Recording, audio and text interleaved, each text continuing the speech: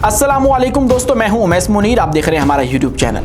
दोस्तों, यौम आज़ादी के मौका पर मैदान सज चुका है। पाक अफवाज ने अपने मोहलक तरीन हथियार इस्लामाबाद की शकरपड़िया ग्राउंड के अंदर निकाल कर आवाम के सामने रख दिए हैं। हमारी पाक फजाइया के जंगी परिंदे, हमारी पाक फौज के तोपखाने, उनकी ताकत, उनके टैंक्स आवाम के सामने रख दिए गए हैं। और उसी के साथ हमारी बहरिया की जो समुद्री ताकत है उसने भी दुश्मन के पसीने छुड़वा दिए हैं। दोस्तों, इन सब के अंदर एक चीज दुनिया के सामने पहली दफा रखी गई है और वो हमारा फतह 4, एक नया सबसोनिक क्रूज मिसाइल है जो कि एक खतरनाक तरीन मिसाइल है। उसके हवाले से कहा जा रहा है कि इसकी कोई बहुत ज्यादा वैल्यू नहीं है, लेकिन वो किस तरह से इंपॉर्टेंट है, किस तरह से ये बाजुकात हाइपरसोनिक बैलिस्टिक मिसाइल से भी अच्छा परफॉर्म कर सकता है 750 किलोमीटर तक। दोस्तों, इतनी लंबाई जो है, इसकी लेंथ जो है, इसकी जो रेंज है वो इतनी ज्यादा है कि ये भारत के बड़े बड़े शहरों को अपनी लपेट में ले सकता है। उनके बड़े बड़े शहर हमारी रेंज के अंदर आ चुके हैं। किस तरह से ये दुश्मन के रडार्स को, दुश्मन के एयर डिफेंस सिस्टम्स को चकमा दे सकता है और जाकर इन बड़े बड़े शहरों को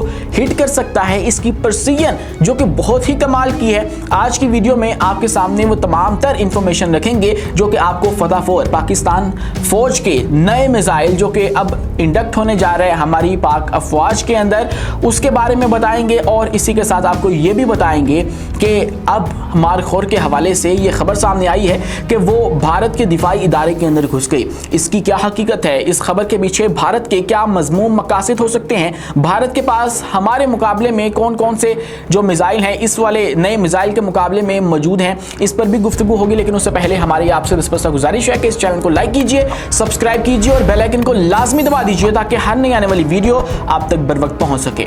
दोस्तों, इस्लामाबाद शहर इक़्तिदार दारुल हुकूमत पाकिस्तान का, वहां पर मेला सज चुका है। मैंने आपको बताया था कि दिफाई नुमाइश होगी, एक बहुत बड़ी दिफाई नुमाइश होगी जहां पे एक नहीं, दो नहीं, दर्जनों हमारे हथियार रखे जाएंगे और तमाम तरफ अफवाज उसके अंदर शिरकत करने वाली हैं। ये नहीं कि सिर्फ पाक फजाइया का वो मैदान होगा और वहां पे उनके हथियार या उनके जंगी परिंदे या हमारी एयरफोर्स से मुतालिक चीजें रखी जाएंगी। इसके अंदर हमारी पाकिस्तान आर्मी और उसके बाद पाकिस्तान नेवी, इन सब ने शिरकत की है। और वहां पे शकरपड़िया ग्राउंड के अंदर ये तमाम तक चीजें रखी गई हैं जिसके अंदर हमारे अल खाली टैंक हैं, वहां पे हमारे जदीद तरीन जो ड्रोन्स हैं वो भी रखे गए हैं। उसके साथ जो सबसे भड़के चीज इस वक्त मैन ऑफ द मैच रही है, जिसने सारे लोगों की जो तवज्जो है वो अपनी तरफ रख ली है, वो फतह सीरीज के अंदर एक नया इजाफा है। दोस्तों, फतह 4, इससे पहले तक फतह 1 था, फतह 2 था और फतह 3 था, लेकिन अब पाकिस्तान अफवाज ने फतह 4 पहली दफा दुनिया के सामने रख दिया है।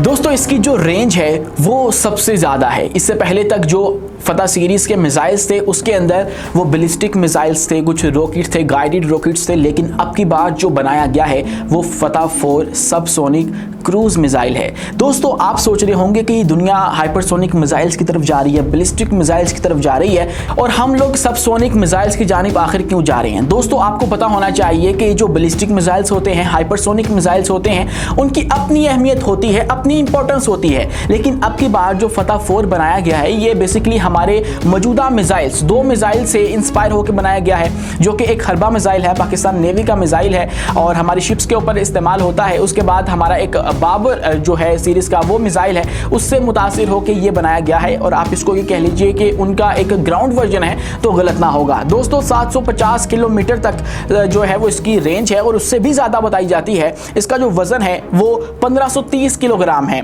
लंबाई इसकी 7.5 मीटर है और रफ्तार जो है वो, चूंकि मैंने आपको बताया सबसोनिक है और इसकी मैक 0.7 के करीब इसकी रफ्तार है। वॉरहेड 330 किलोग्राम जो है वो अपने साथ लेकर जा सकता है, लेकिन ये कन्वेंशनल वॉरहेड लेकर जा सकता है, ये कोई न्यूक्लियर वॉरहेड अपने साथ लेकर नहीं जा सकता है। इससे पहले जो शाहीन सीरीज है वो न्यूक्लियर वॉरहेड के लिए हमने अनाउंस कर रखी है, तो इसीलिए फतह वाली जो सीरीज होगी, ये वाला जो मिसाइल होगा ये हमारा कन्वेंशनल वॉरहेड होगा। अब दोस्तों, ये जो सबसोनिक क्रूज मिसाइल है इसकी इंपॉर्टेंस इसलिए भी है कि ये 5 मीटर तक की जो अपनी एरिया है सर्कल वाला, जिसके अंदर ये प्रिसीजन से अटैक कर सकता है, वो रखता है और इसकी जो दुरुस्तगी है वही इसकी सबसे बड़ी ताकत हुआ करती है।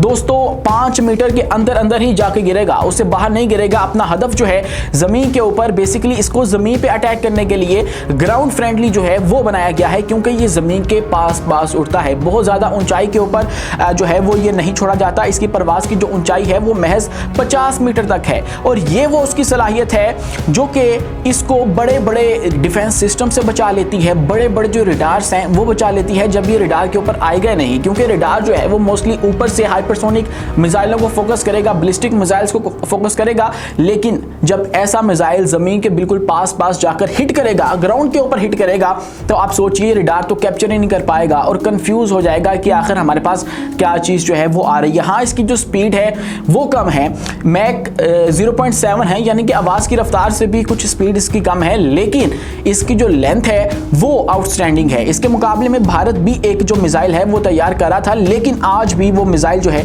वो तैयार उस तरह से नहीं हो सका है और वो नेबे मिसाइल है दोस्तों। वो भी सबसोनिक एक आप यूं कह लीजिए क्रूज मिसाइल है, लेकिन उसकी लेंथ 1000 किलोमीटर तक जो है वो सोची गई थी और इसके ऊपर काम शुरू किया गया था 2005 के अंदर। लेकिन ये इरादा था कि 2013 और 2014 के अंदर हम लोग इसको इंडक्ट कर लेंगे, हम लोग इसको शामिल कर लेंगे, सर्विस के अंदर ही आ जाएगा। लेकिन उसके बाद 2016 और 2017 के अंदर उसकी टेस्ट की गई, टेस्ट फ्लाइट की गई और दोनों नाकाम रही और उसके बाद फिर ये मुतअद्दद जो नाकामियां हैं, फेलियर्स है, उसका सामना करता रहा और आज भी इसके हवाले से कहा जाता है कि ये भारत के पास सर्विस में शामिल नहीं हो सका है। लेकिन इसके मुकाबले में पिछले जो साल है उसके अंदर हमने ऐलान किया था कि हम लोग फतह 3 के बाद फतह 4 बनाने जा रहे हैं और आज 2025 के अंदर हमने फतह 4 दुनिया के सामने रख दिया है। 2025 इंडिपेंडेंस डे ऑफ पाकिस्तान के ऊपर, जब पाकिस्तान का 78वां इंडिपेंडेंस डे है, यौम आज़ादी का मौका है, तो बहुत से सरप्राइजेस पाकिस्तान ने तैयार कर रखे हैं और अब की बार जो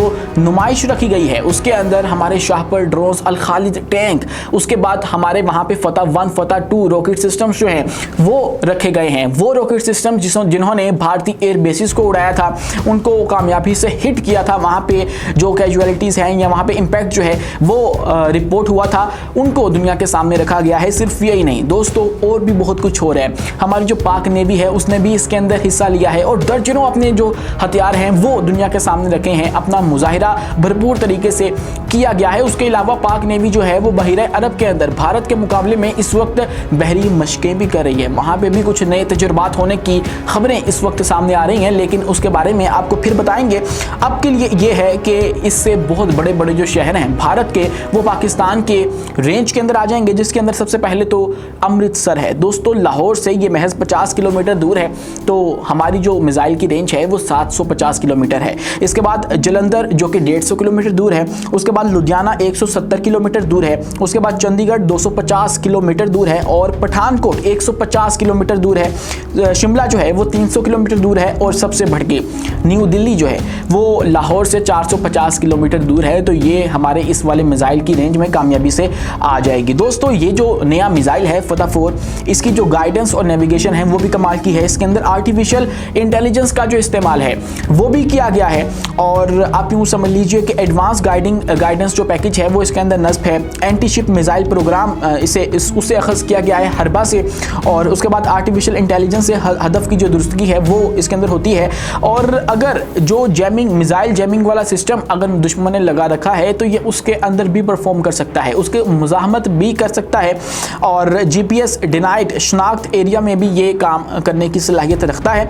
और इमेज सीन मैचिंग से टर्मिनल एक्यूरेसी में इसके इजाफा हो जाता है और जैमिंग और धोखाधड़ी के खिलाफ मुज़ाहमत इसकी अच्छी एक खसूसियत है। और इन सब को मिला के ये एक बहुत बड़ा इजाफा है जो कि पाक अफवाज ने किया है और इसको कामयाबी से बना लिया गया है। अब 14 अगस्त को ये दुनिया के सामने जो है वो ओपन कर दिया जाएगा और हमारी आवाम आकर इनको देखेगी और जल्द ही ये ऑफिशियली हमारी फोर्सेस के अंदर शामिल हो जाएगा दोस्तों। इसी के साथ और भी बहुत से हथियार वहाँ पे रखे गए हैं, लेकिन अब इन सब से बढ़ के जो चीज़ होने वाली है वो ये है कि हमारा फ्लाई पास्ट, हमारा जो वहाँ पे एयर शो मुनक्कद किया गया है वो बहुत कमाल का होगा। उसके लिए हमारे GF-17 थंडर्स रोजाना की बुनियाद के ऊपर रिहर्सल कर रहे हैं, फजा के अंदर उड़ते हुए नजर आ रहे हैं। हमारे F-16 वहाँ पर मौजूद हैं, वो भी हरकत के अंदर हैं और दीगर जो हमारे तैयारे हैं वो भी इस वक्त रिहर्सल कर रहे हैं। एक बड़े एयर शो की तैयारी जो है वो की जा रही है। ये भी कहा गया था कि चाइना इसके अंदर शिरकत करने वाला है, चाइना की नुमाइंदगी इसके अंदर हमें देखने को मिलेगी।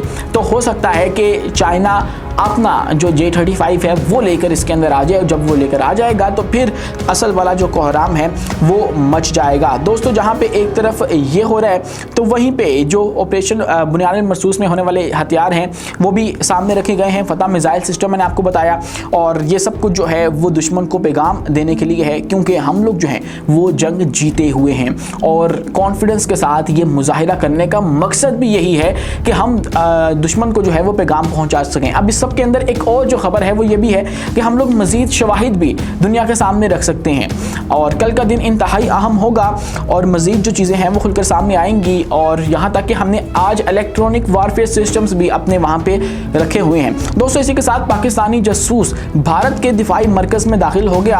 आपने DRDO का नाम तो सुना होगा, जो कि एक रिसर्च करने वाला, एक हथियार मैन्युफैक्चर करने वाला भारतीय दिफाई इदारा है।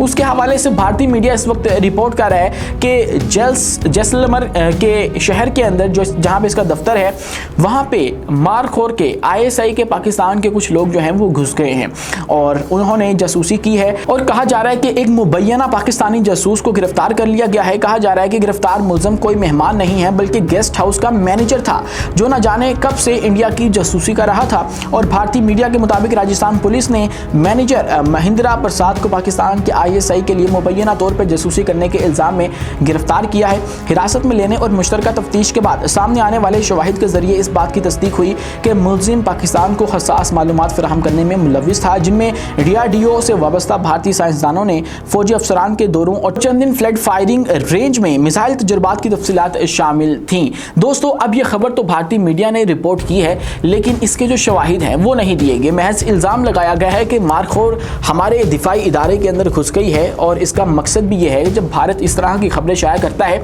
तो उनके पीछे लाजमी कोई ना कोई प्रोपेगेंडा होता है। और वो प्रोपेगेंडा इसके अंदर मुमकिन तौर पर यह हो सकता है कि हमारी फोर्सेस जो हैं वो उनकी जासूसी कर रही हैं, उनके सिस्टम के अंदर पेनिट्रेट कर रही हैं, तो उनको भी ये जवाब मिल गया कि वो हमारे अंदर जो है वो जासूसी करवाएं और यहाँ पे कुलभूषण यादव या दीगर जो अपने जासूस वगैरह हैं उस तरह की कार्रवाइयाँ करवाएं, और फिर दुनिया उनको जो है वो कुछ पूछे ना, और ये फिर कहें कि ये भी तो हमारे अंदर घुसते हैं और हमारे अंदर जो है वो जासूसी करते हैं, तो हमें भी ये जस्टिफाई है हमारे लिए कि हम लोग भी जाके वहाँ पे जासूसी करें। लेकिन इनके पास कोई सबूत नहीं है। जब तक कोई सबूत सामने नहीं आते तो इस हवाले से कोई बात करना जो है वो इनको जेब नहीं देता, क्योंकि इनके पास अभी तक पहलगाम वाक़ये का जो सबूत था वो ये था कि चॉकलेट की बुनियाद के ऊपर चॉकलेट का रैपर उन मुलजिमान के पास से निकला है जिनको इन्होंने मार दिया, और वो बताता है कि वो मुलजिमान पाकिस्तान से आए थे और पाकिस्तान के से आके उन्होंने पहलगाम वाक़या किया था, कश्मीर के ऊपर जो है वो हमला किया था। तो इस नौयत की इनकी तफ्तीश है, इस नौयत के इनके मंसूबे हैं और इस नौयत की वहाँ पे तहकीक होती है। तो इसके ऊपर फिर ये पाकिस्तान के ऊपर यूँ हर्जा सराई करती हैं, तो उसके पीछे लाजमी कोई ना कोई मकसद होता है। जब तक हमारी जानिब से कोई ऐसा क्लेम सामने नहीं आता, जाहिर है हम तो ऐसे क्लेम अगर हो भी तो हम नहीं करेंगे, लेकिन ये अगर कोई ठोस सबूत दें तो हम वो भी दुनिया के सामने रख देंगे। लेकिन मसला तो ये है कि ये भी जो बात करते हैं वो हवा में करते हैं, कोई ठोस शवाहिद उसके पेश नहीं किए जाते हैं। आज के लिए इतना ही। अपने मेज़बान उमैस मुनीर को दीजिए इजाज़त। मिलते हैं अगली वीडियो में किसी नई मालूमात के साथ। शुक्रिया, अल्लाह हाफ़िज़।